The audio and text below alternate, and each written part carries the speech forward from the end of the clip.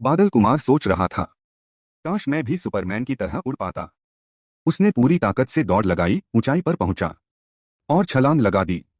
लेकिन ग्रेविटी ने उसे वापस बुला लिया। वो गिरने लगा, तेजी से, बिना किसी सहारे के। और फिर आरआईपी बादल कुमार। बादल चला गया। पर उसने हमें सिखाया, जब कोई वस्तु सिर्फ ग्रेविटी के असर से गिरती है, उसे कहते हैं फ्री फॉल।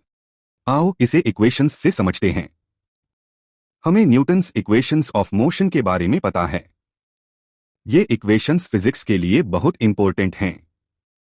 सबसे पहले आती है first equation v equal to u plus a into t. यह इक्वेशन हमें किसी ऑब्जेक्ट की फाइनल वेलोसिटी v कैलकुलेट करने में हेल्प करती है।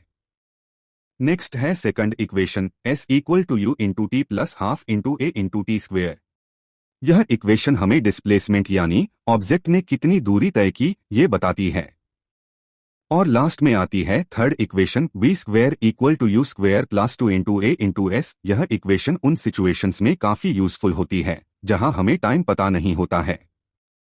अब इन सभी सिंबल्स का क्या मतलब है वो देखते हैं।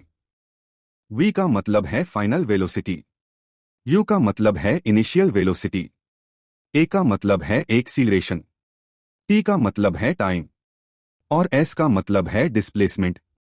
ये तीनों इक्वेशंस कांस्टेंट एक्सीलरेशन से मूव कर रहे ऑब्जेक्ट्स के लिए बहुत जरूरी हैं।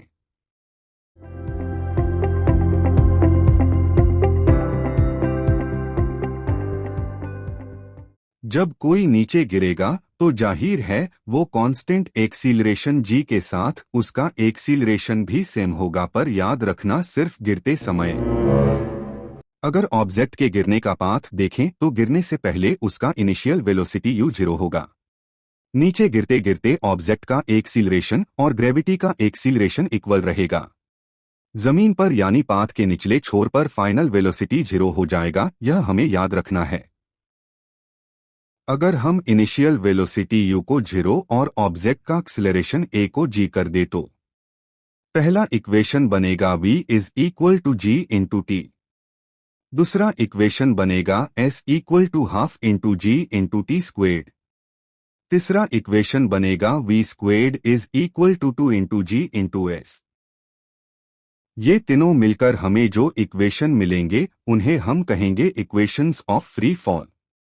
तो हमने देखा कि बादल कुमार तो अपनी पागलपंती के कारण नहीं रहा, पर उसके जाने बाद भी हम उससे साइंस की कंसेप्ट समझ पाए।